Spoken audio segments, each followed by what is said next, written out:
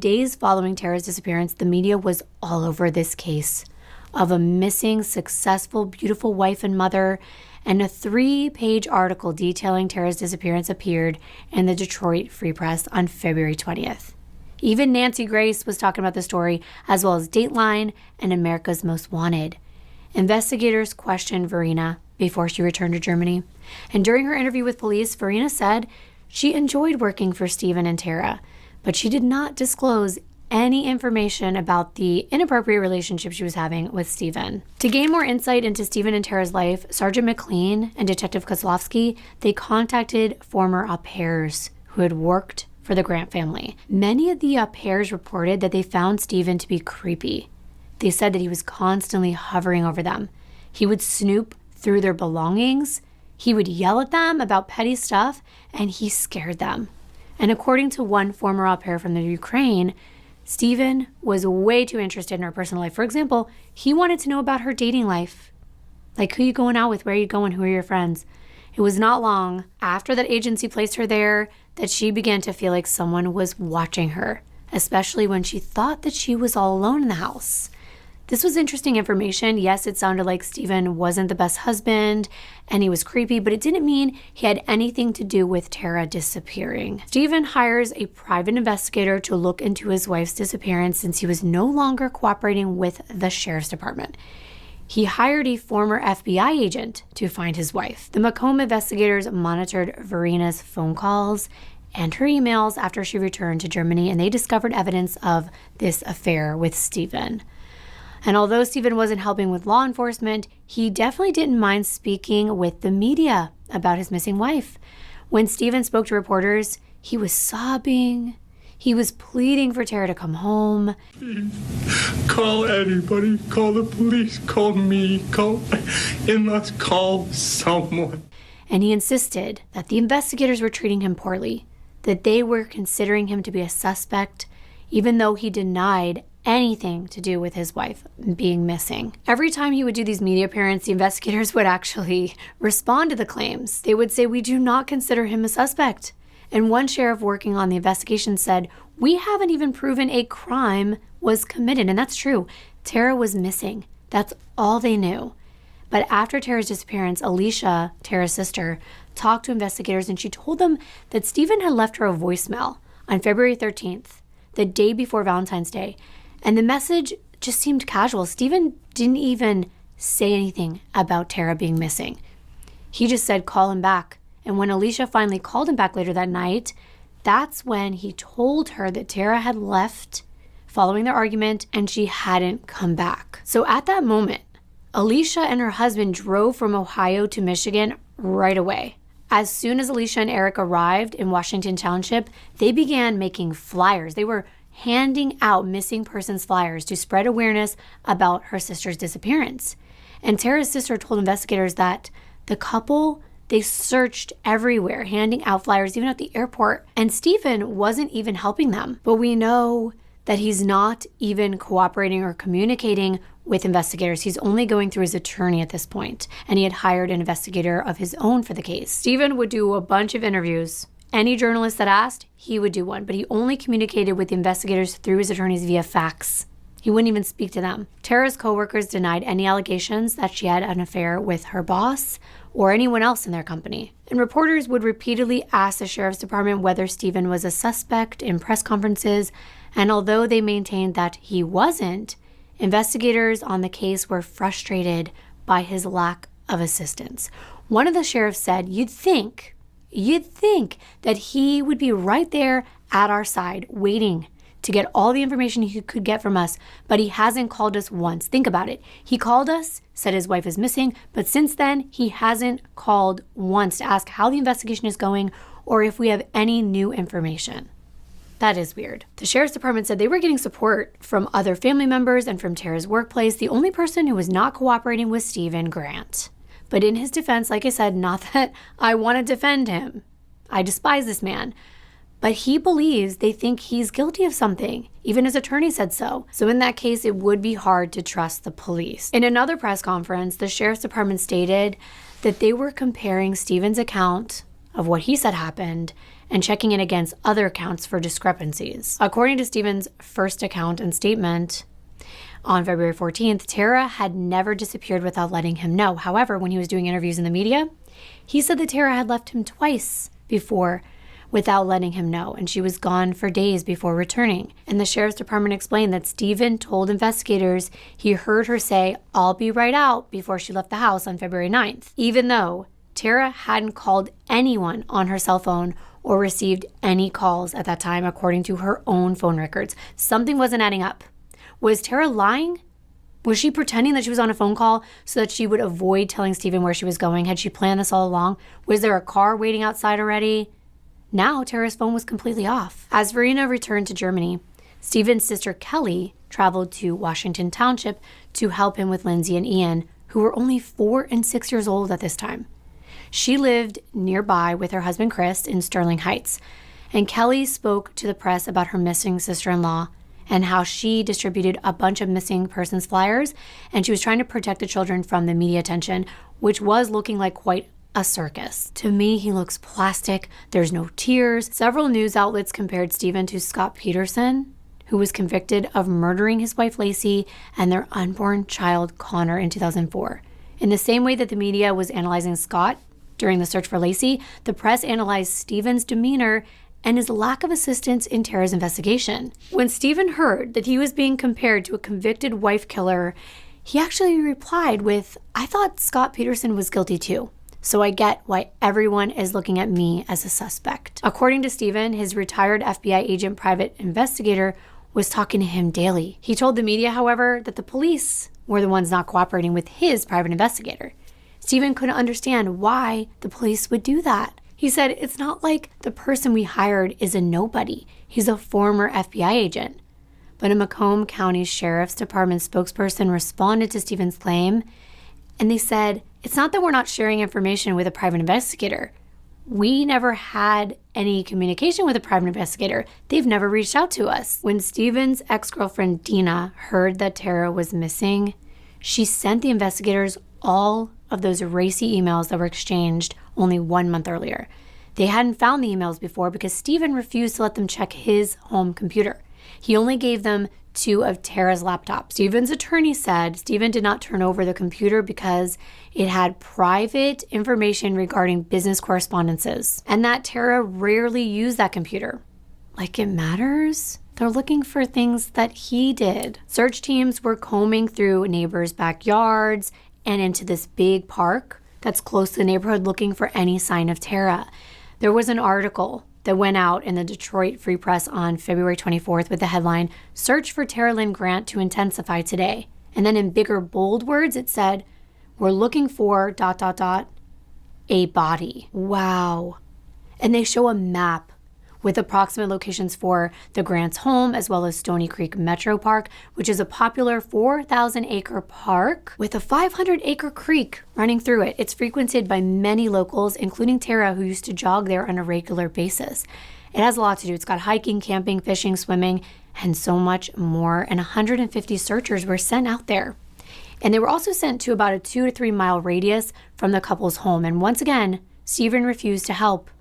He said it was because of recent falling out with the sheriff's department. Despite the desperate pleas and the search efforts from Tara's family and friends, weeks went by, and she was still missing. Those who loved her began to lose hope that they would ever find her, especially alive. Investigators at this point suspected foul play. They had their sights set on Stephen. However, they couldn't get into that home without a search warrant, and they did not have evidence to obtain one. After 3 weeks without new tips or leads, Tara's case was at a standstill until 34-year-old Sheila Warner was out for a hike in the woods on February 28th. That day, Sheila went for this walk along a 1-mile stretch near her home in Washington Township in the Stony Creek Park area. By this point, Tara's disappearance had made national headlines. Sheila was aware that there was an investigation going on for the missing mother. Since she knew that the police had searched this exact area where she was walking, she had her eye out for anything suspicious. And it's a good thing she did, because as she's scanning the ground where she's walking, she notices a plastic baggie tucked away in a tree behind some branches. Sheila's interest in this bag was piqued by what was inside. Blood-soaked items. It looked as though blood had actually pooled at the bottom of this bag. She noticed rubber gloves, metal shavings, and several other baggies inside this plastic bag. So with her mitten-covered hand, Sheila lifted the bag, carried it home, and placed it in the freezer, and then called the police. Investigators were hoping that this plastic bag with blood-soaked items in it that Sheila found would lead them to answers about Tara's disappearance. Some investigators said the bag probably had nothing to do with her disappearance, but others believed it did, especially because it had those metal shavings inside. The metal shavings looked like the ones found in a tool and die shop, and we know whose father owns one of those, don't we? The sheriff's office sent out teams to search through the park again, starting in the area where the bag was found. And at the time of Tara's disappearance, Michigan's state crime lab was taking several months to return DNA results. However, the investigators sent out the Ziploc bag for testing on priority, and the lab notified the investigators that some of the preliminary results were back the following day. The blood inside the bag was indeed human. After learning this fact, that it contained human blood, investigators obtained a search warrant for Stephen and Tara's Washington Township home. Around 5 p.m., detectives went to the home equipped with ultraviolet lights and luminol to look for blood. And I'm kind of surprised that all they had to do was prove that this random bag in the woods had human blood in it to get a search warrant for the grants. I'm glad they did, but it just surprised me. I guess it makes sense though. They were still waiting for the actual DNA results from inside the bag to confirm whether or not it was Tara's blood. But Stephen gave a 100-minute interview to the Detroit News that night. Stephen referred to Tara in the past tense throughout this entire interview. When he was asked to describe Tara as a mother, Stephen said she loved her children but traveled a lot. He said that people would say she's gone 5 days a week. She's only there on the weekends. And it wasn't weird for her to come in, kiss the kids, and leave again. And he says, I'm sorry. Is that a good mother? No, it's not. That's a bad mother. Since when does that make someone a bad mother? Like, actually being productive and having a really successful career. Stephen continued to disparage his missing wife. He would say things like, people think she was the perfect mother. I was a better mom than Tara was. There's no other way to put it. I was the mom in the house. She was gone all the time. If the kids needed someone to take them to swimming or school or soccer practice, I took them. And I'm sitting here thinking, it's your responsibility. You're the father. He really irritates me, and I let it show. Later in this interview, Stephen discussed his in-laws' reaction to Tara's disappearance. He said some of her family has said in the media how much she loved her kids and how she would fly back in order to attend their functions, but that's not true. He said, I can't recall one time she did that. And he said, to be honest, as weird as it sounds for me to say this, I was the perfect mom, not Tara. He also admitted he had power struggles over who the head of the household was. Does it matter? You should be a team. During the same interview with Detroit News, Stephen discussed a racy email that he discovered between Tara and her ex-boyfriend. And according to Stephen, she was cheating and he confronted her and they had an argument and then they had to go to marriage counseling. And according to him, his trust in Tara had returned after the marriage counseling was over. And that's when he finally stopped questioning her about her cheating. When Stephen was asked about how he felt about Tara's successful career at Washington Group and her high salary, he became defensive. He responded, I work for my dad. It's a family business, a major auto supplier. It's a small company, but I make a good salary. It's not like Tara supports me. Following this interview, Stephen was asked if it was possible to record a second one in his garage. However, that interview never happened. After the interview, Stephen drove home and was greeted by investigators and the press. When investigators told Stephen that they had a search warrant for his home, he handed over his house key and then he called his attorney. He put his attorney on the phone with the investigators and the attorney asked them if Stephen was under arrest and they said no, that Stephen was free to leave. And that's when he decided he wanted to take Bentley, the family dog, for a walk. And the police did not follow him. Stephen walked away from his home, and a cameraman with Channel 4 News focus on him as a snowstorm was raging in the background. Stephen and Bentley were caught in the camera's view before disappearing among the swirling snowflakes. And once Stephen was out of sight of the police and the media, he called a friend who lived a few miles away, and he explained, you know what, they're going through my house. They've got the search warrant. Can you come pick me up? So he did. He got Stephen and Bentley into his car, and he started to make his way back to his home. And on the way to his friend's home, the friend noticed that he was acting really strange. His hands were shaking. He was looking over his shoulder like someone was following them. And when Stephen got to his friend's house, he said, I really want to see Lindsay and Ian, who were at his sister's house at the time. So he asked his friend, can I borrow your truck? And the friend said, sure. So Stephen drove away with his dog in his friend's truck. As investigators are combing through the Grants' home looking for anything of evidentiary value, they made their way to the garage, the one where, he never did that second interview. And that is when Sergeant McLean saw a container. And it looked a little out of place to her, so she signaled for Detective Kozlowski to come take a look. I'm putting a picture up on the screen. And man, did I have flashbacks of the Marjorie Orban case in this moment. Watch it next. I'll link it below, the cards at the end. But it was this green plastic bin, this Rubbermaid container. And it looked like it had a black tarp over it. Detective Kozlowski opened the lid of that container. And inside he found what looked like a bunch of plastic bags, with the outermost being a black garbage bag. And there was definitely something inside. He just didn't know what it was. He took his gloved hand and he kind of laid it on top, touching the exterior of the bag and whatever was in it, kind of just pressing on it a little bit. Whatever was inside felt soft to the touch. And at first he didn't want to open the bag. He thought that it was maybe salt for ice on the freezing Michigan streets. But after poking at it a few times, he decided to tear open the plastic bag to see what was inside. There was just something about it that gave him this uneasy feeling. What he discovered was absolutely horrifying. While looking inside that black garbage bag, the detective thought, I don't know why, but his first thought was that it was a deer carcass. Why would it be in this container? I don't know. But then, upon closer inspection, he noticed a bra and then clothing. And everyone in that garage heard an audible reaction from him, and they rushed over there to gather around this container. After tearing open the remainder of this garbage bag, the detective discovered the dismembered torso of what appeared to be a woman's body. 5 bags were found on the scene by the medical examiner. They contained remnants of women's clothing. The remains were severed, and the container had what was left from the neck to the top of the thighs, including a bra, panties, and a part of a pair of pants. It was obvious to the investigators that they had just located Tara Grant, or sadly what was left of her, which is just heartbreaking. It had to be Stephen. It had to be.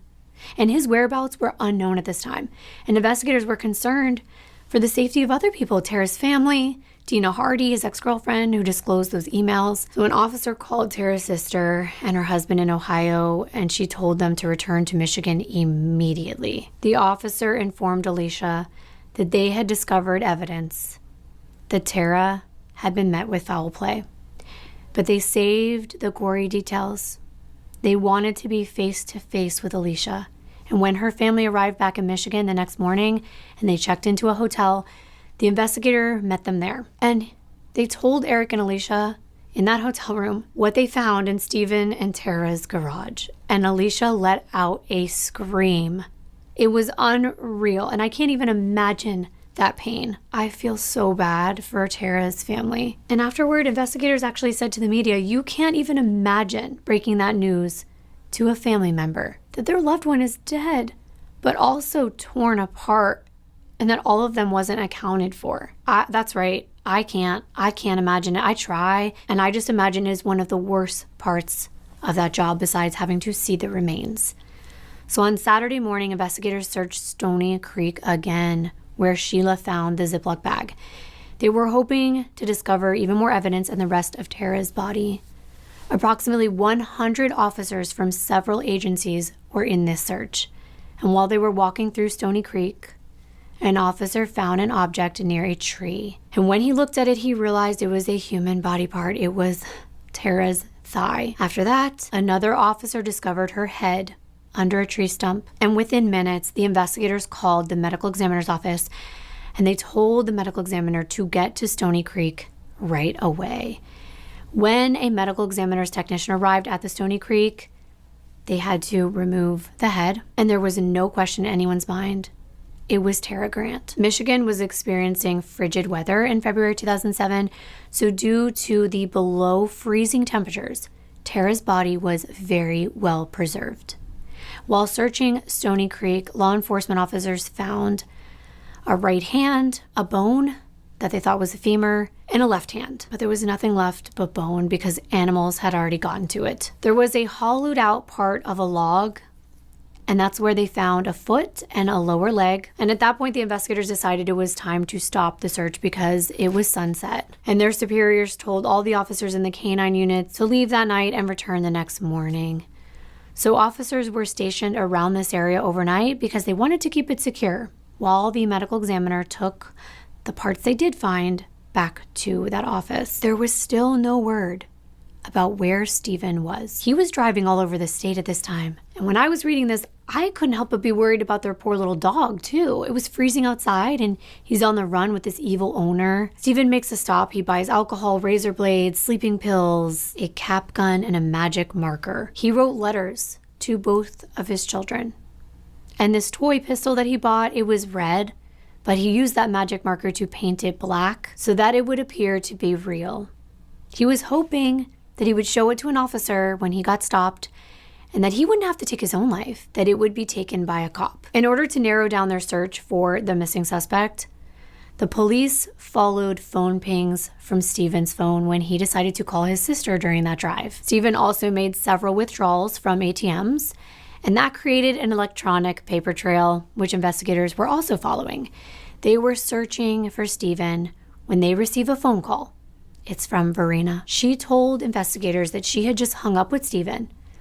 The phone had been ringing, she was asleep, and she picked it up and she was shocked when she hears Stephen telling her that he killed Tara. She was half asleep and she was trying to process what he was saying, but he did say it was an accident. Verena told the detectives that Stephen confessed that when Tara came home from Puerto Rico on February 9th, he was upset with her. They got in an argument and she smacked Stephen in the face. When this happened, he pushed her and she slipped and fell and hit her head. And that's when he realized she was dead. He ran over and checked on her. He couldn't believe it. And he hid her body. The task force was sent out on this windy, cold, snowy day to search for Stephen. Investigators had night vision equipment, and at 7 p.m., they were on the search and they spotted his vehicle less than 2 hours later. It was parked next to a footpath leading to Sturgeon Bay near this wilderness state park where he and Tara used to spend time together. After midnight, several law enforcement agencies secured this area around Michigan's Lake Huron, and they're searching for Stephen. Hours later, they found him, lying under a pine tree. He was suffering from hypothermia. He was barefoot. He didn't have a coat on, a hat, or gloves. He was semi-conscious. He was hearing things, seeing things, talking to trees. Despite being dazed and covered in scratches and scrapes, Stephen was able to tell the officers that he also ingested a bunch of Adderall. This is a stimulant used to treat ADHD. Where's the dog? I just kept thinking, where's the dog? Finally, he's airlifted, and they bring him to Northern Michigan Hospital, where the doctors diagnosed him with frostbite and hypothermia. He had a body temperature of 87.8 degrees Fahrenheit, which is 10 or 11 degrees below normal. And although he did have this low body temperature, which could potentially cause kidney issues and other problems, he was not in any immediate danger. So that afternoon, Stephen's attorney finds out everything that happens, and guess what happens? He recused himself. The only vow he was going to make was to assist his former client, Stephen Grant, in finding a replacement. When asked why he was stepping down, he replied, "I have to look at myself in the mirror in the morning." Damn, so he actually has morals. Dr. Daniel Spitz, the Macomb County medical examiner, conducted the autopsy on the torso. that they had found. He was no ordinary medical examiner either. His experience in pathology included high-profile murder cases, such as the assassination of John F. Kennedy and the murder of 6-year-old John Benet Ramsey. The preliminary results of the autopsy confirmed that the torso from the garage did indeed belong to Tara Grant, and the doctor determined her cause of death was strangulation. After conducting DNA tests on the remains that they found in Stony Creek Park, Dr. Spitz was able to confirm what everyone already knew. The body parts were those of Tara Grant. Because they were exposed to cold outdoors for several weeks, they were preserved very well, even though some of the limbs did show evidence of animal activity. They only found 11 of Tara's 14 missing body parts. Her lower left leg, her right arm, and right foot were still missing. However, they were able to recover a few of the saw blades, and they had Tara's skin on them. Lindsay and Ian were removed from Stephen's sister Kelly's home in Sterling Heights at this point and placed with Tara's sister Alicia and her husband Eric. After completing all the tests, Dr. Spitz transferred Tara's remains to Crawford Funeral Home. This is the same funeral parlor that Stephen surprised Tara at when her grandma died. Tara's family and friends couldn't help how sad they were at her funeral service. Tara's daughter Lindsay sat there emotionless, and Tara's son just sucked his thumb the entire time. The funeral service was scheduled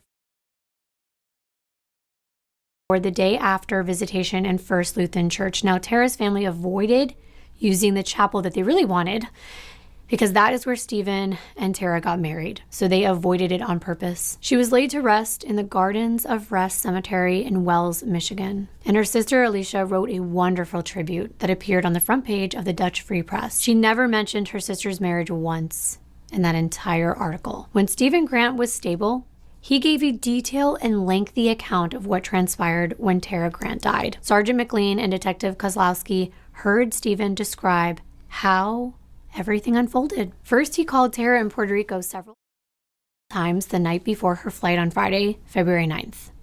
When Tara landed at Newark Airport for her layover, he said that she called and left a voicemail letting him know her plane had landed and she was safe. She told him that she would probably arrive in Michigan later than expected because of her layover. As a result of Tara's constant absence from the home, Stephen said he was already annoyed with her. 1 week before her murder, Stephen told investigators that he and her discussed her work schedule, and she informed Stephen she was working hard to get to a point where she wouldn't have to travel as much. But eventually, Tara did make it home that Friday night while Verena was out at the club. As Tara unpacked her luggage, Stephen was naked. He's standing there getting ready for bed, and she's packing another one, according to him. They were discussing Tara's travel schedule again.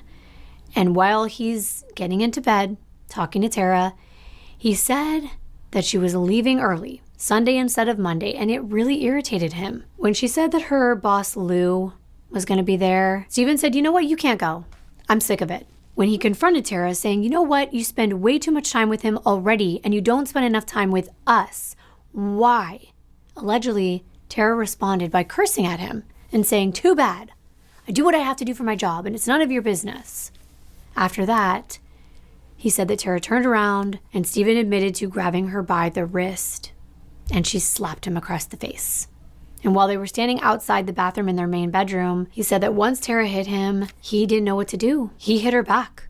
And then he couldn't really remember what happened after that. He thought she fell and that maybe she banged her head on the floor. But Stephen explained that Tara was furious, and she threatened to leave him and take Lindsay and Ian with her. She told him, "You're going to be homeless." And in a fit of rage, Stephen told the detectives he wrapped his hands around Tara's throat. They asked if Tara was fighting back, and he said no, there wasn't that much fighting. While he had his hands around her neck, Stephen didn't look at her face. He confessed that she tried grabbing him, but it was too late. He knew that he was going to go to prison for attempted murder anyway, so he just kept going, and then he grabbed an item of clothing and he put it over her face so he didn't have to look at her dying. After about 4 minutes with his hands around her neck, Tara stopped moving, and that's when he realized she was dead. And then he started crying. And he texted Verena not to come home. And then Stephen wrapped a brown leather belt around Tara's throat. And using this belt as a leash because he couldn't pick her up While he's still nude, he takes it and he drags her body down the stairs. She was too heavy for him to move by himself. All the while, the children are steps away while all this is taking place. He continues to drag her into their freezing cold garage. He tells detectives what she was wearing: black pants, silver shirt, and he was doing his best to get her limp body in the trunk of her Isuzu Trooper. But at one point, he admits he dropped her and her head hit the hard cement, and he said it was the most disgusting noise he'd ever heard. It was like dropping a watermelon. But he finally got her inside, and then he covered her up with the cargo liner from his Jeep. As Stephen is hiding his dead wife's body, he hears the door open. So he runs back inside and he tells Verena that Tara left him after an argument. When Verena noticed that he had a scratch on his nose, Stephen said that Tara tried to hit him. And that's when he started doing things to cover his tracks. Remember all those calls and the voice messages to Tara? Yeah, he did that while her dead body was inside the back of her own vehicle. And the very next thing Stephen told Verena was that he had to drive to his father's metal and die shop to work the next day. So that morning he wakes up, calls his dad, makes sure he's not coming into work. Al Grant, his dad, said he wasn't going to be in that afternoon due to a prior plan. So Stephen drove Tara's car with her body and back to his dad's shop. He also brought a bow saw and a plastic tarp. After Stephen arrived at his father's shop, he told investigators that he shredded all of Tara's belongings, her documents, even tried to break her computer, but he wasn't able to cut her. He didn't think he could. He didn't think the bow saw would do the job. But he got a bottle of liquor from his house and he drank some of it before doing what he did to her body. But he still couldn't bring himself to cut her. So instead, he just cut up all her belongings. His goal was to make it appear as though she just vanished. He had to trash everything he could. Since Tara would never travel without her phone, her laptop, her computer bag, Stephen got rid of all of that. He dumped her suitcase in a dumpster near his childhood home. And then later, Stephen remembered his father had a hacksaw in the office. The blades were straight, an inch wide. And Stephen told investigators that he found a piece of an old hacksaw that he broke off and he wrapped it in a cloth and he used it to cut apart his wife. He started with the hands, joint by joint, and then he would go to the next part, the leg, joint by joint. He said he threw up twice during the process. But to keep himself going, he just kept telling himself, if you don't do this, you're going to go to prison for the rest of your life. He should have been telling himself that before this. After he took Tara apart, Stephen placed all the parts in garbage bags and then into the Rubbermaid container that they found during the search of his home. He said the blood was thick like syrup. Then he drove Tara's car out of the shop with the container in the back, with all the other stuff, the laptop, the belongings, they were all in this container. And the very next day on Sunday, he told detectives that he tried to make it seem like everything was normal. He played with Lindsay and Ian and Verena that day, and he admitted flirting with her. He described her as a nice girl that helped him through this entire thing he was going through, that he was going through. Then he placed his kid's snow sled in the back of Tara's Trooper along with a bucket. Eventually, he parked his truck near the Stony Creek Park, and then Stephen placed the sled on the ground with the container with his wife's remains on top. And once everything was steady, he started to pull it up a hill. But then he tells the investigators he lost control of the sled halfway down the slope. And he has the audacity, he's so gross, he refers to it as a scene from Keystone Cops. This is a show, an old show, about incompetent police officers and their humorous situations on the job. That's what he's comparing this ordeal to. He tells them he began to chase Tara's remains down the hill. Finally, the sled stopped about 100 yards away, rolled over, toppled over on its side, and the container opens up, and Tara's body parts are littered on the snow. He didn't know what to do. Stephen just buried the parts all over, including her torso, under the snow at this park, just scattering them around, even parts of the blade. He said he would just throw an item as far as possible into the forest. And he was just hoping that the animals would take care of the rest. Later that day, Stephen drove home and pretended everything was normal. Again, just playing with the kids like nothing ever happened. When Stephen heard that the sheriff was planning to search Stony Creek for evidence of Tara's disappearance, he freaked out. He panicked. He knew they're going to find the torso. It wasn't buried well. It was big. So that morning, when the officers were scheduled to search the park, he ran out of his house on foot because his mom was staying with the kids.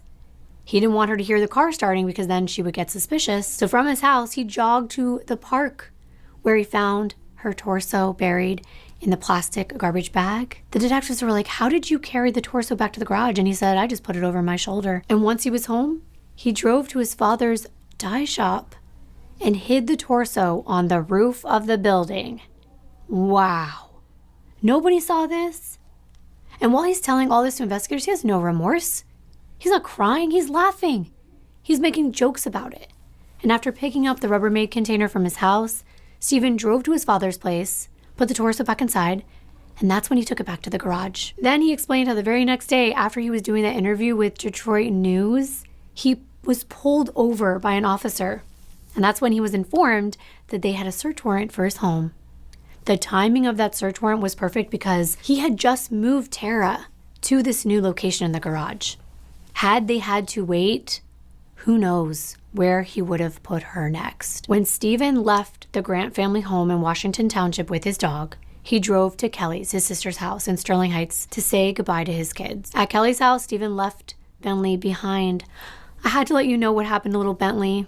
He's alive and well. Poor thing. I can only imagine what he was going through. But what he was looking for, he told investigators during the interview, was a gun.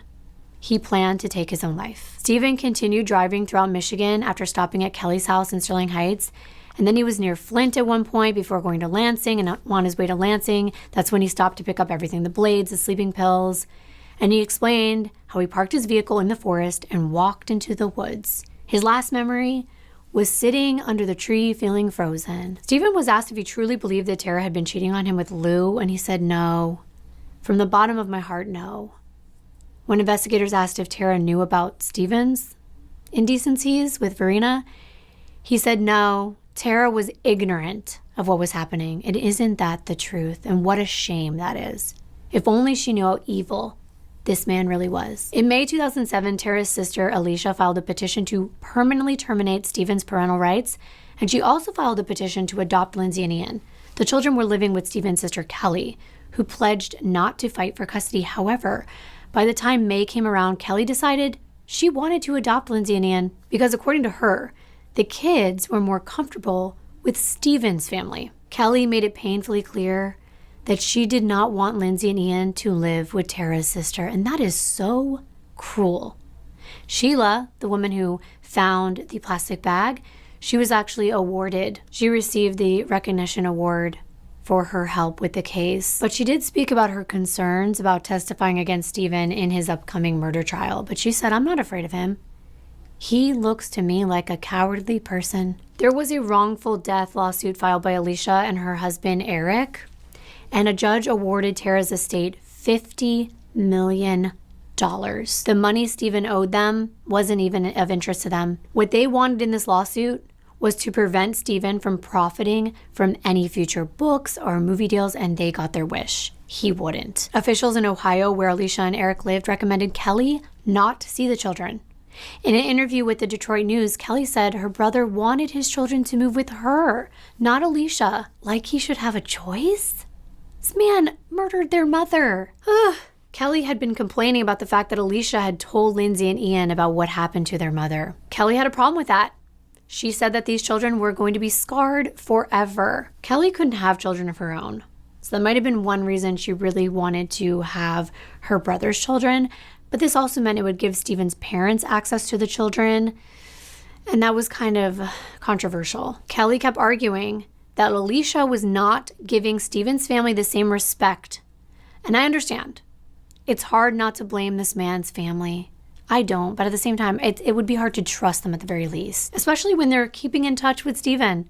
While he was incarcerated, Kelly and Stephen had many phone conversations, and it didn't paint either of them in a very positive light. During one of these conversations, Kelly told her brother, "It's not like you're Jeffrey Dahmer." Wow. Stephen responded to his sister by saying, "Yeah, but that's what I don't know.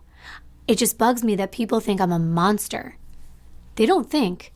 they know you're a monster. In another conversation, Kelly told her brother she wanted to dispose of his clothing because she was afraid that someone was going to steal it and sell it on eBay. She told Stephen that she would make sure the clothes were safe in her basement and she would put them in containers, and as a disgusting and sickening joke, Stephen responded with, "There are a lot of Rubbermaid containers in the house. Sorry." What a sick and heartless man.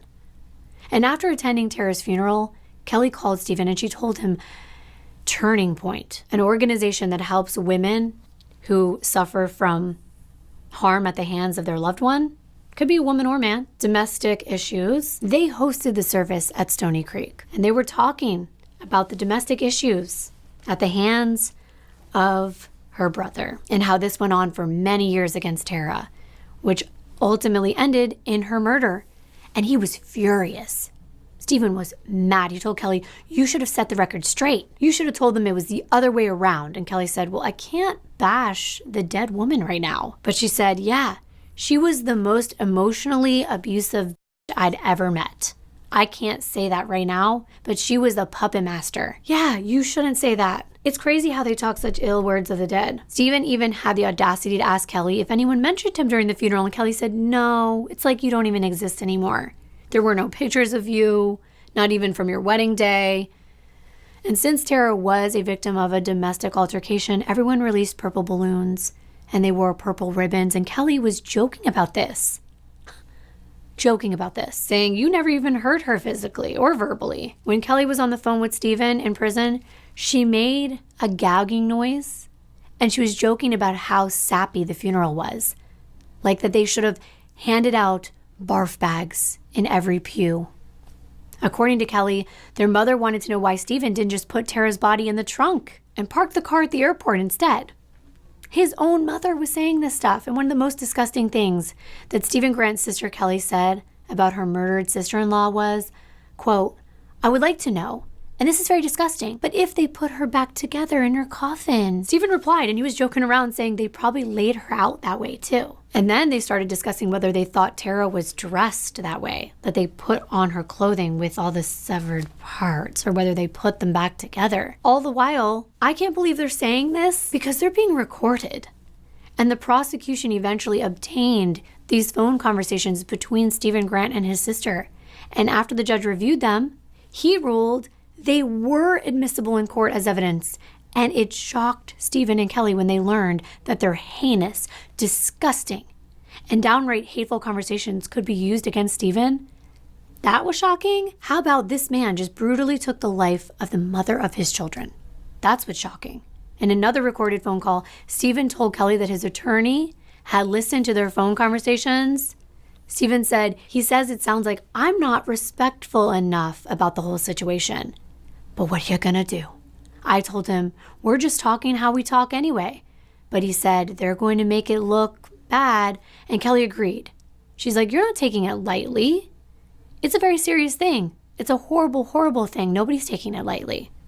Well, I disagree. On November 27, 2007, the first day of jury selection in Stephen Grant's murder trial began. Stephen appeared in court looking different from usual, with a new haircut, new clothes, and the bugged out expression that's usually in his eyes was less noticeable. He usually had these bulging, prominent green eyes, I'm sure you've noticed, but they had him tone it down.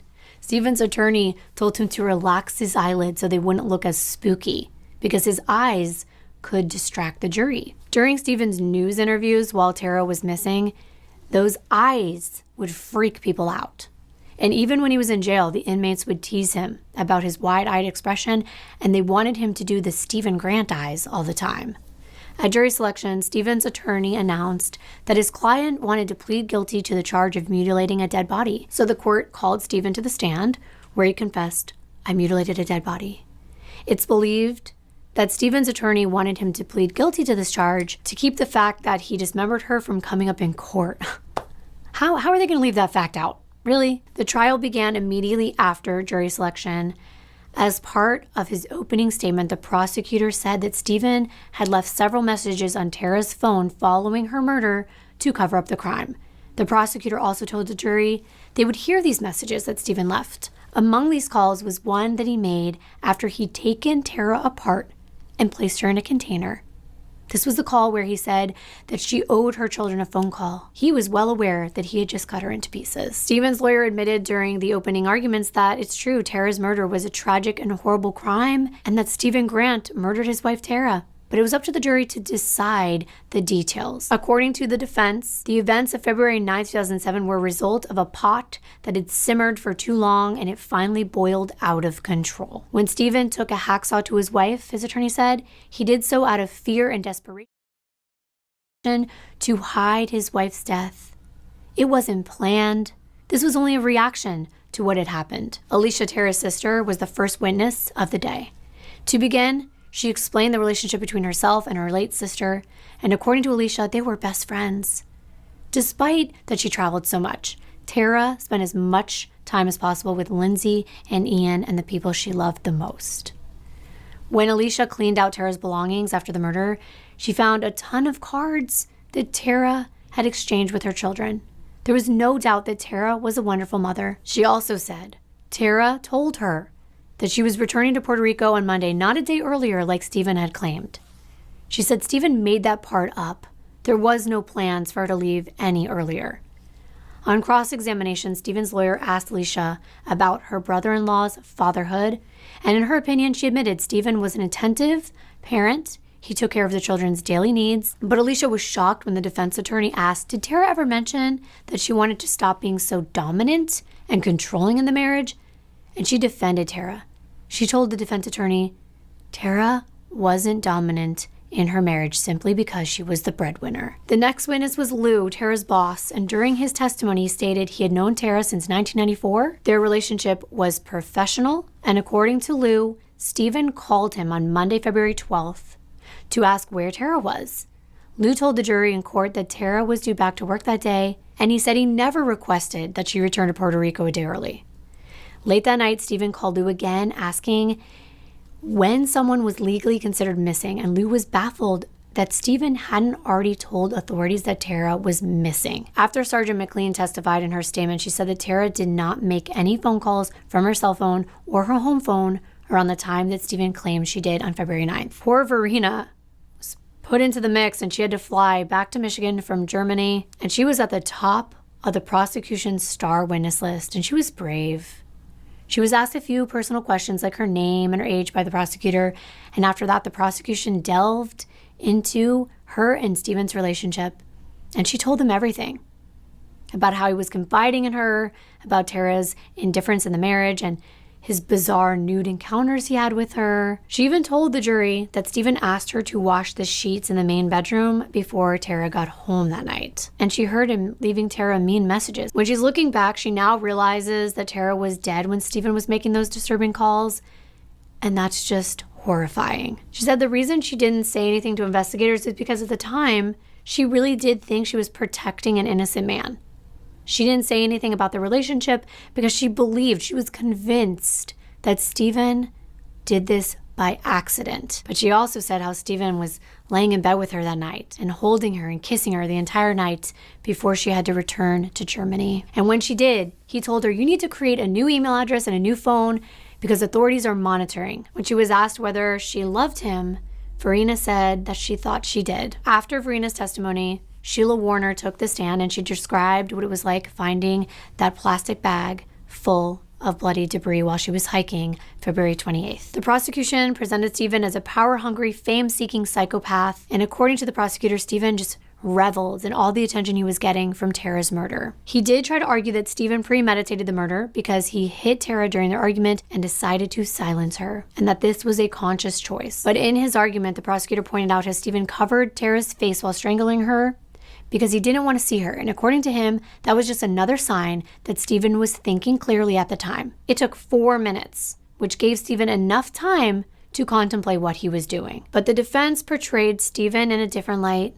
They described him as a homemaker, involved in the children's activities, and according to the defense, Stephen finally snapped after years of anger and frustration caused by Tara's demeaning nature. And although it was tragic, it wasn't first-degree murder. Stephen didn't plot his wife's murder. They said it was voluntary manslaughter because of the argument. The jury left the courtroom to deliberate on Stephen's fate. And around 2:30 p.m., on the second day of deliberation, the jury informed the court that they had reached a verdict. As a foreman spoke, he announced they found Stephen Grant guilty of second-degree murder. According to the foreman, the jurors tried so hard to find a reason to convict Stephen of first-degree murder, but they said that doing so would go against the judge's directions. They agreed Stephen had not premeditated the murder of his wife. What are your thoughts? Following Stephen's conviction, his parental rights were taken away, and Kelly and Alicia met with the judge, and they agreed on a custody deal. It was decided Alicia would have primary custody of Lindsay and Ian, but Kelly was allowed to visit. That didn't sit right with me. After everything she said, it just didn't feel right. According to the book, Limb from Limb, prosecutors who tried Stephen Grant's case revealed he was exchanging letters with a woman named Jennifer, an inmate imprisoned for killing her 8- and 5-year-old daughters. And they released notes that Stephen had written to Crystal Conklin, another female prisoner who was accused of fatally beating her toddler. Yikes. One letter from the woman named Jennifer asked if Stephen missed Tara, and Stephen replied that he did miss her very much. He said, "She, for the past 13 years, has been the one that I went to with all my problems, and now I don't have that person to ask for advice." That's what he missed, and he drew a little sad face at the end of the note. Stephen did begin to keep a journal for Lindsay and Ian. He wanted them to read this later in life. In that book, Limb from Limb, it claims that Stephen was writing the book so his children could learn about where they came from the two people who loved them and each other. Really, 2 people? Stephen's jailhouse calls and letters were not brought up in the trial, and the jury never got to take them into account with their verdict. Nevertheless, these conversations had a huge impact on public opinion. The court of public opinion, along with all the offensive jokes and the way that Stephen and his sister discussed things, how they were going to develop everything into a book and a movie and keep all the profits and not give anything to Tara's family. In this devious plan, the siblings suggested that Stephen actually dictate the book to Kelly, and then she would make sure everything got produced by Lifetime. And during this conversation, Stephen mentioned a Beverly Hills attorney who could make their book deals and their movie deals for them. He then imagined who would portray him in a movie, and according to him, Adrian Brody, the Academy Award-winning actor. That would be perfect for Stephen Grant. And Kelly told him, no, he's a little too famous for Lifetime. Let's tone it down a little. The prosecution revealed in February 2008 that Lindsay and Ian had witnessed their father murder their mother. On Christmas Day, Lindsay told her aunt Alicia that she and her brother saw Stephen and Tara fighting the night that Tara died. In detail, the poor 7-year-old described how her father choked her mother to death, and that beyond breaks my heart. My goodness. But Stephen's family, on the other hand, denies that ever happened. How would they know? Were they there? Because these children were. At Stephen's sentencing hearing, Tara's brother-in-law Eric made a victim impact statement, and he described Tara as one of the most generous people he had ever met, and she was his wife's best friend. And he called Stephen Tara's Achilles heel. Since the day he met Stephen at Alicia and Tara's grandmother's funeral years ago, Eric told the court that Stephen gave him a bad feeling. In one instance, he found Stephen screaming at his 18-month-old son in his crib. The infant was crying and frightened. And Eric said, "Even my son realized that Stephen was a monster."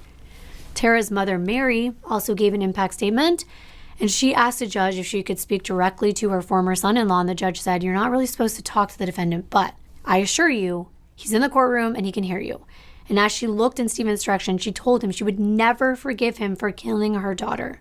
Never. Alicia presented the judge with 2 of Lindsay's drawings during her victim impact statement. Among the drawings was a picture Lindsay drew of her mother's burial. Her father was depicted under a rock. In the second drawing, Lindsay decorated a page where she wrote, "My dad thinks he has power."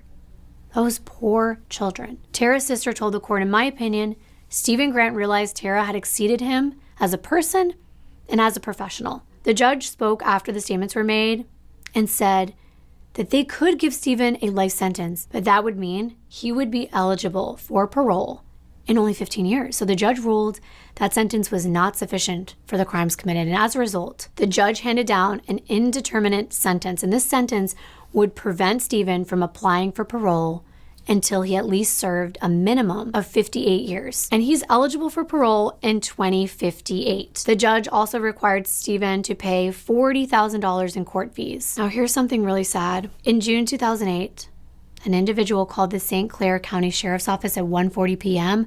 reporting a self-inflicted death. And when the police arrived at this location, it was a small town northeast of Detroit. They heard a gunshot coming from the back of the house. The officer ran back there and they found William Al Grant, Stephen's father, dead on the floor with a rifle nearby. That's so sad. The ripple effects of Stephen's actions stretch so far. Stephen is now in his early 50s, incarcerated at the Oaks Correctional Facility in Michigan. All of his appeals have been dismissed by the court, but he's scheduled for release on March 3rd, 2057 at the earliest. I wanted to end on somewhat of a positive note. Lindsay and Ian, Tara's children, they return to where their mother was killed every year to participate in Tara's Walk. The walk is a chance for them to honor their mother and raise awareness for domestic situations. Lindsay, who still has her mom's beautiful curly hair, told the media, "I will always advocate therapy to anyone and everyone I meet. I wouldn't be the person I am today without the psychologists that I work with." Lindsay is currently a student at Ohio State University studying pediatric psychology, and she cites her experience as a patient in therapy for her reason for pursuing this degree and this field of study. Lindsay is interested in helping children affected by traumatic events or loss. And according to Lindsay, she has no desire to speak to her biological father, Stephen Grant. Ian attends college in Wisconsin, and he has never had any contact with his dad, which is something he doesn't want. Lindsay and Ian both use Tara's sister Alicia's and her husband's last name, which is Standifer. I just want to thank all of you for giving this family your time, for giving Tara your time for me to tell her story. I'm never going to forget this story. I'm going to think about it every Valentine's Day. I also wanted to thank ThreadUp once again for making this video possible by sponsoring me in this channel. Don't forget to check out the link in my description box and shop my picks with that link and use code Kimberlea for an extra 30% off your first order. Thanks again to ThreadUp for making this video possible, and thank you all for watching. I will see you in my next one. Bye. They say to go after what you want in life. Romance, happiness, love, wealth. But sometimes chasing our dreams leads to our worst nightmares.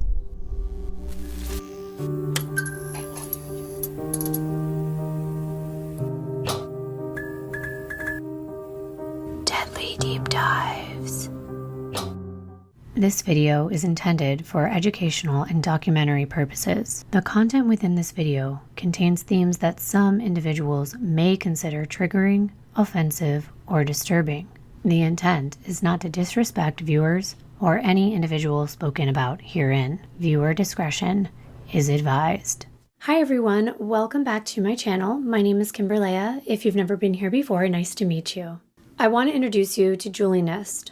But before I do, I'd like to introduce you to her parents, Julia and John. Julie's mother's name is Julia Bowman. She was born just a couple days before Valentine's Day on February 12th, 1943, in Twin Lakes, which is an Indian reservation in New Mexico. She's part of the American Indian Navajo tribe, which is the second largest Indian nation in the United States. Back when Julia's mom was growing up, life on her reservation was not easy. There was a lack of electricity and running water, and not much to do, which led a lot of individuals down a path of alcohol and drug addiction to escape their everyday life. When Julia was 12, her parents decided to send her away. She went to a boarding school because they wanted her to learn English. This was located in Brigham City, Utah. When she got to the school, Julia started to realize that she didn't even know what the world was like beyond the reservation. Now she was free. Julia was a beautiful girl. She had dark, long hair and gorgeous almond-shaped eyes. She'd also been very confident and independent. And as she spent more time away from her family and away from the reservation, the more she decided she didn't want to go back.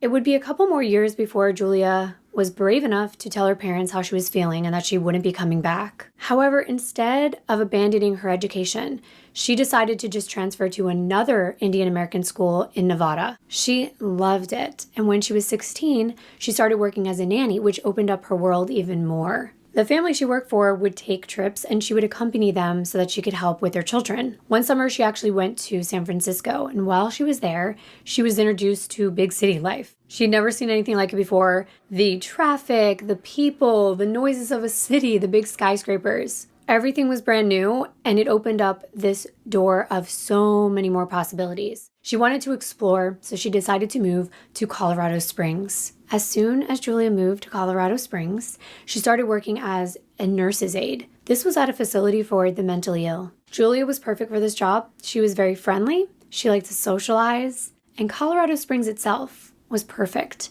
because they had an active nightlife and she would be going out with friends all the time. There was a problem though. There was something that nobody knew about Julia. She had some demons. While she was working at the hospital, one of her coworkers, who was also a close friend, introduced her to amphetamines. The coworker seemed to always be alert, pulling double shifts, picking up extra work, yet still finding time to have the energy to party all night. Julia was curious about how in the world she was able to do that. She got up the nerve to ask, and her friend said she had the secret. She had been stealing pills from the hospital, speed pills. You want to try? Of course, Julia was naive, so she said yes. This would be the beginning of a long, bumpy road of addiction. Maybe if she could have seen her future before deciding to swallow that first pill, Julia would have made a totally different decision. If only she knew. As they say, hindsight is 20/20. She really enjoyed speed, mostly because it allowed her to stay up for days at a time. This seems like a good thing to some, but it wasn't. Even though she was awake,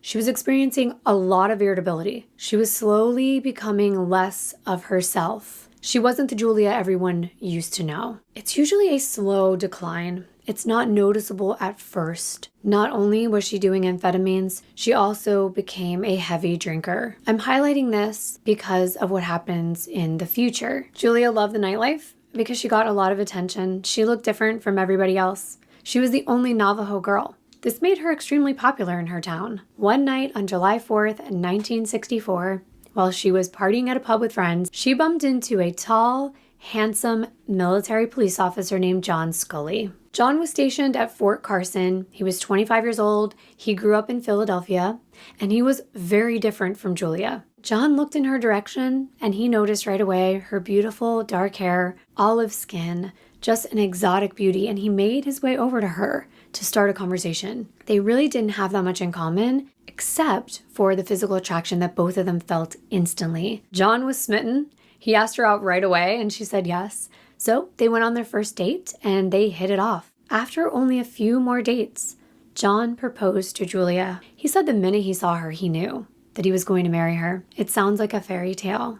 Right now, anyway. On July 2nd, 1965, 2 days before their year anniversary of the day they met for the first time, Julia and John were married. They had a small ceremony at a Catholic church in Colorado Springs, and they realized they couldn't afford where they were living, so they moved back to Philadelphia, close to John's family. This is also when John ended up applying to the Philadelphia Police Department, and on February 6, 1966, he officially started working for the Philadelphia Police Department as a patrol officer in North Philadelphia, and it is well known for being a dangerous area. As you can imagine, this was hard on Julia. She was constantly worried, and it wasn't like today. They didn't have cell phones or a mode of communication that was readily available to keep in touch. There were times he had to rush out in the middle of his day off because he was on call and there was an emergency. But in the spring of 1967, Julia found out she was pregnant. Right away, she imagined this would change her life and put it in a new direction because she would have something to focus on at home while John was working. Julia gave birth to Julie Marie Scully on January 3rd, 1968. By the way, I will say that as the story goes on, we're going to be saying the names Julia and Julie a lot. I definitely try to keep it straight. Just know it is very hard and confusing when people have very similar names. Now they were a family. He started taking his family on fishing trips. This was a pastime that he enjoyed with his own family. As Julie grew up, she and her father built a really strong bond, and she became a very adventurous little girl who adored nature. They spent most of their time exploring the countryside and fishing in the lake. Another thing they would do that became a tradition in their family was crabbing. This was one of the activities that helped build their strong bond. However, one reason she could have enjoyed it so much was because she was constantly looking for approval and praise from her father. This will be a thread that carries through this story. Julia wasn't thrilled about these vacations after a while because she felt like a third wheel. She was bored, she was left out, and she was sitting in the trailer as they were bonding over fishing, and she just wanted to go home. It was also hard on her because she was hiding a secret from her family. They didn't know about her addiction. And as she was getting older, it was finally starting to really catch up with her. She became unpredictable and temperamental. She had been seeing several doctors, and each one of them tried their best to wean her off amphetamines, but it just wouldn't work. Sooner or later, she fell into a very deep depression and ended up trading one drug for another. She started doing heroin. She gave birth to another child, though, and his name was John Patrick Scully. He was born on November 10th, 1969. Now it was Julie's turn to find out what it felt like to be left out, because it turns out John spent most of his time with John Jr., and not Julie. It made Julie ramp up her efforts to seek the love and attention from her dad. He was working more than ever, he was hardly coming home, and even on Christmas, he had to leave. Julia was feeling abandoned. She was alone taking care of 2 children, and she felt like she was a single mother. And then something terrible happened. Julia was not paying close attention to Julie, and she was playing outside in the front yard when she walked into the street, and she was struck by a motorcyclist. And it was serious. Julie was rushed to the hospital, and there was more bad news. She suffered internal injuries, and they were major. She had to go through emergency surgery, including the removal of her spleen. But Julia was worried about something else. The doctors were injecting Julie with morphine to help with the pain, and Julie seemed to be enjoying it. Julia was terrified that this was the first step to a life of addiction for her daughter, Julie. Another tragedy happened in 1973. Julia was making efforts to stop doing speed, but it seemed like the withdrawals were too much for her, and every time that she would try to wean herself off, she fell into another deep depression. She felt so alone because she was hiding this from her family. She could hardly sleep, which was making her life harder because she was taking care of kids while she was completely exhausted and irritable and angry with a very short fuse. This mental downward spiral led to Julia taking an entire bottle of sleeping pills. When John got home, the kids were in bed, and he found Julia unconscious. Nobody expects this to happen. You cannot prepare for this. However, John was used to being in these high stress situations, so he quickly sprang into action, saving her life. She was rushed to the hospital, and they were able to pump her stomach in time to save her. Even though Julie was young, she was still witnessing all of this. She was being brought up with a mother that was not stable. And as Julie got older, it became more and more apparent, and it was a constant battle. The downward spiral did not stop for Julia. Her family now knew her secret, and there were more and more outward signs of drug abuse. Julia began gaining excess weight. She didn't look like herself anymore, and this made her fall back into an even deeper depression. And it wasn't long until she tried to take her life again, and the same thing happened with the exact same outcome. But fortunately, they were able to save her. Both of the children wanted someone to pay them attention. Julie was impacted the most. She felt unwanted and second best to whatever her parents had going on in their lives. As a matter of fact, in 1976, on Julie's 9th birthday, her parents would prove they really did care more about their own needs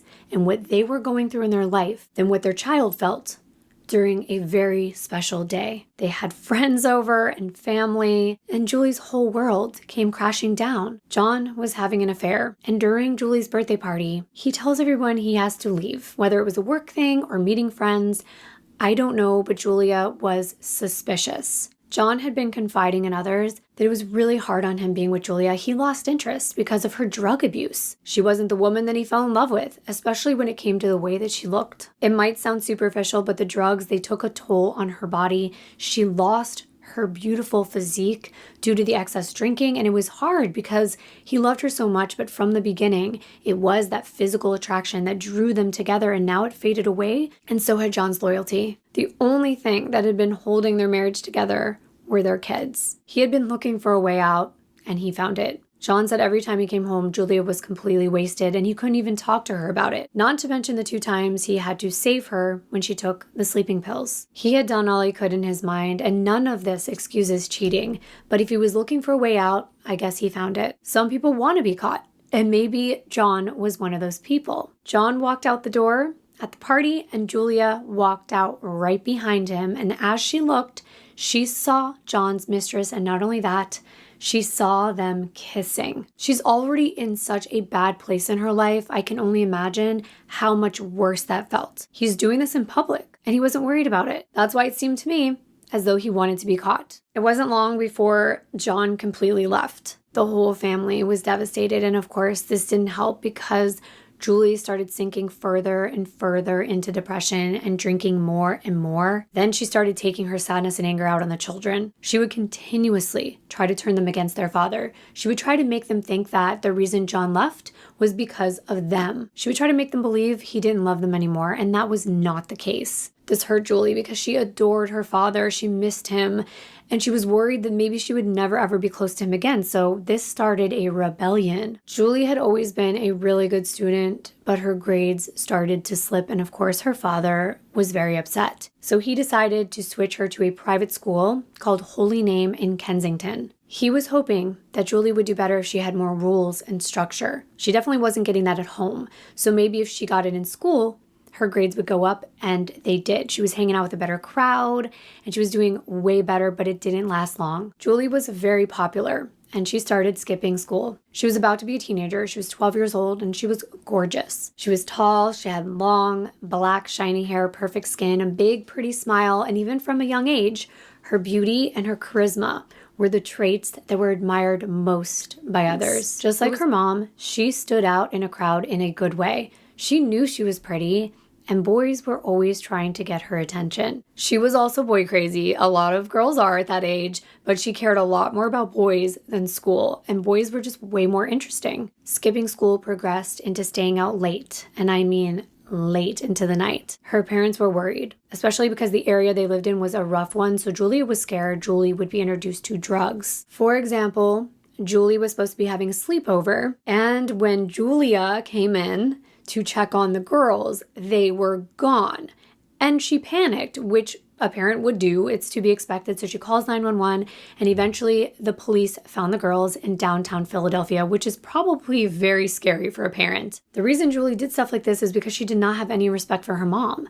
And the arguments just got worse and worse, and it was a cycle of arguing, running away, the police picking her up. Julie's dad was absent because he was way too busy with work to care, and nothing was getting resolved. Finally, Julie couldn't handle it anymore, and she wanted to move in with her dad. Her dad was living with his girlfriend Lorelai at the time. They had a really nice house, and definitely were not used to having kids around. So they sit Julie down, and they tell her the rules of the house, what they expected if she was going to live there. She had a curfew on the weeknights, and John wanted to know where she was at all times, and he was a cop. So this pretty much meant she was not going to be able to hide much from him. And like most teenagers, she butted heads with adults. In this case, it was John's girlfriend, Lorelai. Julie did not want to listen. She really never had a mother figure in her life and no structure like this, so she rebelled against it. Every single time Lorelai would try to get Julie to do something, they would get into a big argument. John realized, or thought, it was Julia that had influenced her kids in this way and made Julie turn into this type of teenager, even though teenagers are usually like this anyway. But he decided to fight for full custody, and he ended up getting it. Julie was put into therapy because John thought that would be best so they could figure out how to curb her bad behavior and put her on a good path. Julie met with a psychiatrist to discuss her life and her childhood, and she described it to be pretty awful. We can't sit here and compare her childhood with ours or others, because if we do, we would be invalidating her personal feelings. This was the only life she knew. She knew it to be a harsh one in her perspective, so that's valid. In 1982, Julie finished middle school at Holy Name, and now her father was concerned about where she was going to go for high school. He only wanted the very best education for Julie. As a police officer, he was used to getting special treatment. He would use his status to get things in the community, so he figured, why not try it when it came to Julie's education? This wasn't Julie's idea. Julie did not want this. It was John. There was a well-known, prestigious high school in the area. It was a high school of engineering and science. It opened in 1979, and it had a path to transfer to Temple University. The high school is actually on the Temple University campus, with students taking college courses as part of their high school program. Only a couple hundred students were accepted into 9th grade every year. It was very, very hard to get in, and they all had to go through a rigorous application process and take an entrance exam. John decided to put on his entire police uniform and go down to the high school to speak with the principal. We won't know exactly what the conversation was about, but we do know that John tried to persuade the school to accept Julie. He also wanted her to be classified as a minority because of her Navajo heritage. In the fall of 1983, Julie was accepted, and John was over the moon. He had ruthlessly attempted to get her into the school, and he felt his hard work had finally paid off. Now, Julie, wanting to please her father, was just as excited. But at the same time, she was juggling her desire to have fun with friends and hang out with boys with being a serious student. You could have guessed, but partying was taking the lead. Friends said she was always partying and putting pleasure first over her schoolwork, and she was skipping school all the time, mingling with college students and the popular crowd who were always getting in trouble. And it wasn't long until John got a call from the school to discuss Julie's attendance. Saying John was pissed was an understatement. He was livid, and he was super disappointed. He felt like he tried so hard to make this work. So of course they started getting into pretty big arguments. It's hard. Parents think they know best. As parents, we want our children to live the best life possible. We've been there, we've done that, and we don't want them to go through the same struggles. Sometimes they take things for granted, and then they can't go back in time. It's understandable.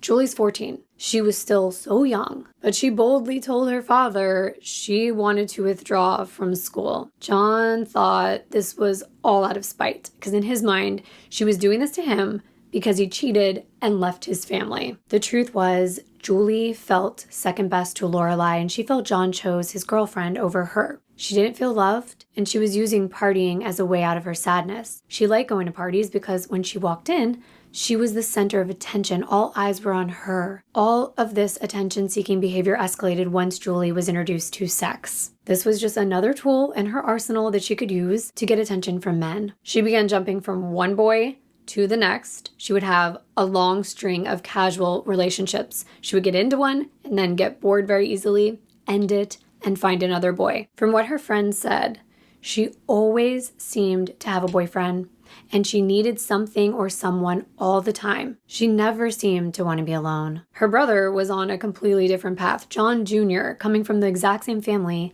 and the same background, did not act out this way, and he ended up going into the Navy. By 1984, at 16 years old, she decided it was time to leave high school, and instead, she got a job as an administrative assistant, and she loved making her own money because she enjoyed buying clothes, jewelry, makeup. Who doesn't? What girl doesn't like that? And she was also living with friends, so she could do anything she wanted, and this seemed to work very well for her. She had everything she could possibly want except a guy, and she found one. His name was Neil Ziegler. Neil was 6 years older than Julie. He was tall, handsome, and he came from a very wealthy family in Morristown, which is one of the most affluent communities in South Jersey. Not sure if this is going to be surprising or not, but Julie and Neil end up getting married in November of 1985, just a couple months before Julie was turning 18. She didn't even tell her dad. And being with Neil gave Julie financial and emotional stability, but she still felt like she was missing out on having fun despite being in love. When John did find out about the marriage, he was actually happy because he felt like it would keep Julie on a better path. John really liked the fact that Neil's dad was a doctor and a professor, and as soon as things started to look better in John's perspective, Julie wanted out of the marriage, and he was just like, it figures. Once again, he felt like she was doing this out of spite. The marriage was annulled in 1988. Julie had nowhere to go, so she was forced to live back with her mom.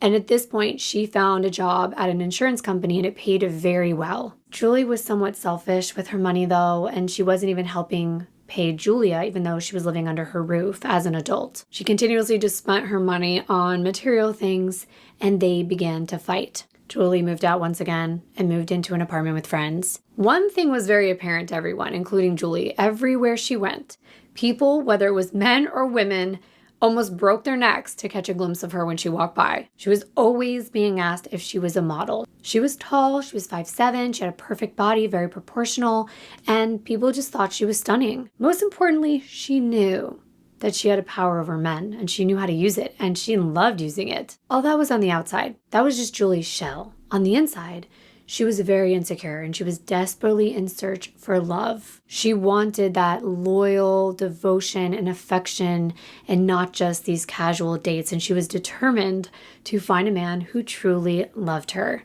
and gave her exactly what she wanted. She felt like she was quite a catch and that she deserved it. And a man like this ended up finding her. Julie was used to being invited to lavish parties all the time. And on July 8th, 1989, Julie's at a fancy yacht club party. She's enjoying herself. She's drinking. She's dancing with friends. And all the while, there's a guy in the crowd that has his eyes on her. And his name was Tim Nist. Tim is captivated by Julie's beauty. And he's telling his friends, I need to go over there and talk to her. It wasn't hard because Julie was very friendly. And Tim was clearly well off. She was impressed with him. He was dressed nice. And then he asked her if she wanted to take a spin around town in his Porsche. Of course, she did not pass on that opportunity, and they ended up hanging out and talking all night. They wanted to see each other again. Tim invited her to the beach to go surfing, and they were pretty much taken with one another. Tim was responsible, he was financially stable, and he was 11 years older. That was a good thing, because like her dad said, she needed that structure to keep her on a good path. They did grow up in very opposite situations though. Tim was the fourth child. He had 3 older sisters. They were a middle-class family. They lived near Princeton, New Jersey, and he really had no big problems growing up. He had a very close family, stay-at-home mom. His dad owned a pesticides and fertilizer business. His family instilled very good habits and manners and discipline in him. He studied engineering, he dropped out of college, and then he started his own car restoration company. Tim was a good-looking guy. He was tall, he's 6'4", with a great sense of humor. In the 1980s, he switched careers and he opened up a landscaping company. This is when his career really started to blow up and he started making a lot of money. The real estate market was at an all-time high, so people were buying homes. They were new homeowners and they wanted manicured lawns. Made sense. And he was doing this work all out of his condo. He just had one employee, which was a secretary, helping him set up the appointments and managing his books and the clients. As soon as Julie came into his life, she wasn't thrilled about that part about him having a secretary. But Tim told her he wouldn't be able to run his business all on his own. I was wondering if you would call this jealousy, because as an adult, I would assume Julie would be mature enough to realize it's just an employee. However, the people we spend the most time with have a better chance of being in a relationship with us or a closer relationship. It happens all the time. Actors end up dating each other, you know. Tim also had a lot of other women in his life. He didn't seem like he was wanting to settle down anytime soon. If he had, he would have been married already because he had been engaged several times throughout his 20s. However, Tim was spending a lot more time with Julie than anyone else, and they both had a love for ice hockey, which made going out with each other a lot of fun. They had a routine. They would go to the Jersey Devils games together, and then they would go out and party all night. The age difference never seemed to be an issue, but what was an issue was Julie's insecurity. Because her father cheated, this was always a concern. Tim, on the other hand, was not jealous, but Tim was not her boyfriend yet. Julie was putting pressure on Tim. Tim knew if he lost her, he'd probably have a hard time finding someone like her again, so he didn't want to let her go. She was so gorgeous, she had a good sense of humor, she was friendly. He couldn't help but say yes. He almost regretted it though. He had not seen all of Julie's true colors until one St. Patty's Day. Tim and Julie planned to meet up at a pub, but Julie was running a little late, and when she walked in, Tim was sitting at the bar talking to a blonde girl. Without saying one word, Julie walks up to Tim and punches him square in the face. Ultimately, this led to a black eye, and as you expected, Tim was blown away. It completely took him by surprise. It was very embarrassing. He wasn't doing anything wrong in his point of view. It was an innocent conversation to pass the time until Julie got there. Of course, he knew Julie was on her way, and he was probably going to introduce them to one another. Tim had to get Julie to chill out, but even after that, she told him, first, I'll kick her ass for talking to you, and then I'll kick her ass for being a blonde. That struck me as very odd. Why hurt someone over the way that they look? I don't know. Why did she have something against blondes? Was the woman that her dad cheated on a blonde?